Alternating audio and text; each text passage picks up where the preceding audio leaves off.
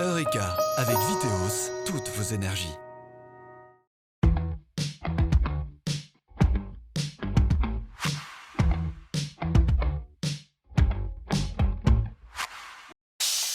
Salut à tous, bienvenue dans Eureka, l'émission qui parle énergie et développement durable. Nous allons évoquer aujourd'hui le monde de l'entreprise qui fait de plus en plus d'efforts en faveur de l'environnement, notamment en termes d'économie d'énergie. Car l'un des défis de la stratégie 2050 est la décarbonation du monde de l'entreprise et de l'industrie.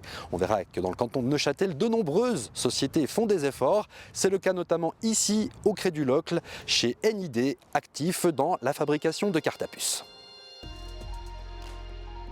Cette société, qui produit et personnalise des cartes bancaires et des documents sécuritaires, vient de mettre en service une installation de free cooling pour refroidir l'une de ses machines grâce à l'air ambiant provenant de l'extérieur du bâtiment.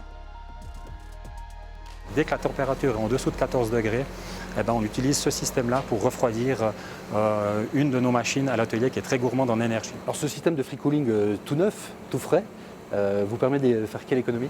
Alors ça nous fera une économie d'à peu près 40 000 kWh par année, ce qui correspond à la consommation de 12 ménages.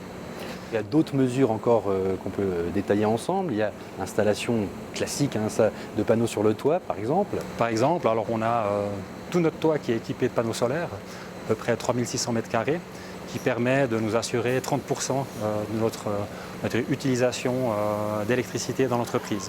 Et notre objectif, c'est dans les 2 à 3 ans de passer à 50%. Et avec l'installation des panneaux solaires, un total de 37 mesures a permis de réaliser ici une économie d'énergie importante. On travaille aussi sur toute la partie éclairage. On est en train de changer tous nos néons, toutes nos ampoules. On a à peu près 1200 postes. On va passer sur de la LED et on va équiper un poste sur deux. Donc les économies vont être assez importantes. Favoriser les circuits courts est aussi l'un des moyens les plus vertueux pour limiter l'impact sur l'environnement. Ici, les produits, principalement constitués de plastique, sont en train d'être remplacés par des matériaux plus durables. La plupart de nos clients, qui sont des banques ou des gouvernements, mais notamment les clients bancaires, sont très sensibles à cet aspect-là. Et on travaille maintenant sur des solutions de carton bois et de cartes éco-bio qu'on va mettre sur le marché d'ici cet été. Je crois que vous en avez sur vous. Oui. Vous pouvez me montrer?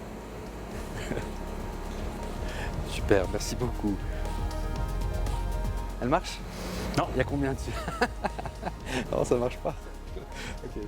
Pour parvenir à réduire sa consommation électrique et remplacer prochainement son chauffage au gaz par un mode de chauffage plus renouvelable, l'entreprise pourra compter sur l'expertise de Planer, bureau d'ingénieurs conseil en énergie et environnement, qui l'accompagne depuis 2012 vers la durabilité et l'efficacité énergétique.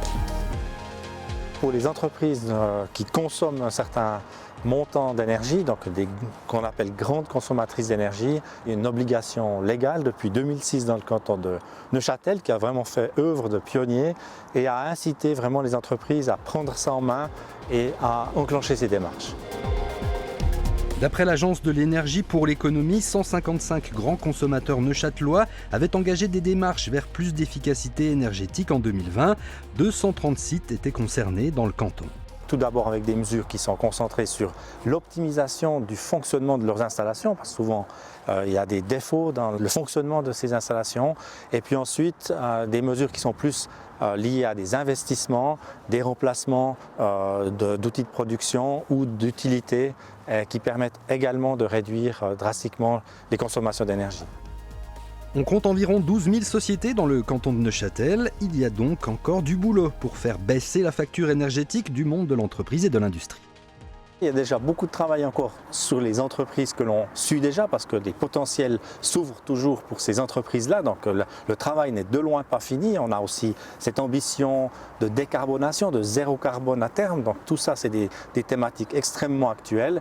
Et puis en plus, il y a toutes les petites et moyennes entreprises où là, on a aussi des processus qui sont plus simples pour qu'elles atteignent aussi des objectifs d'efficacité énergétique. Certains spécialistes du secteur de l'économie estiment que ces contraintes pour les entreprises liées à ces questions environnementales peuvent leur faire perdre de la compétitivité, notamment à l'international.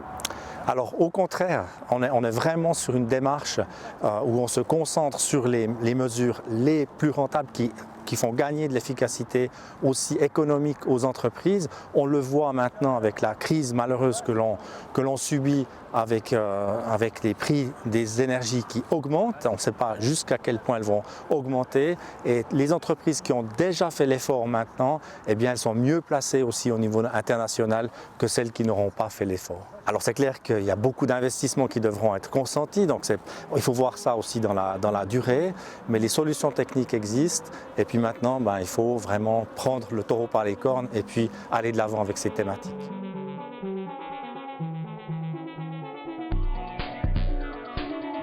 D'après l'Agence de l'énergie pour l'économie, l'ensemble des mesures réalisées par les entreprises neuchâteloises depuis 2013 leur ont permis d'économiser l'équivalent de la consommation électrique annuelle de près de 59 000 ménages. Eureka, c'est terminé, on se retrouve le mois prochain. D'ici là, restez branchés sur Canal Alpha. Salut!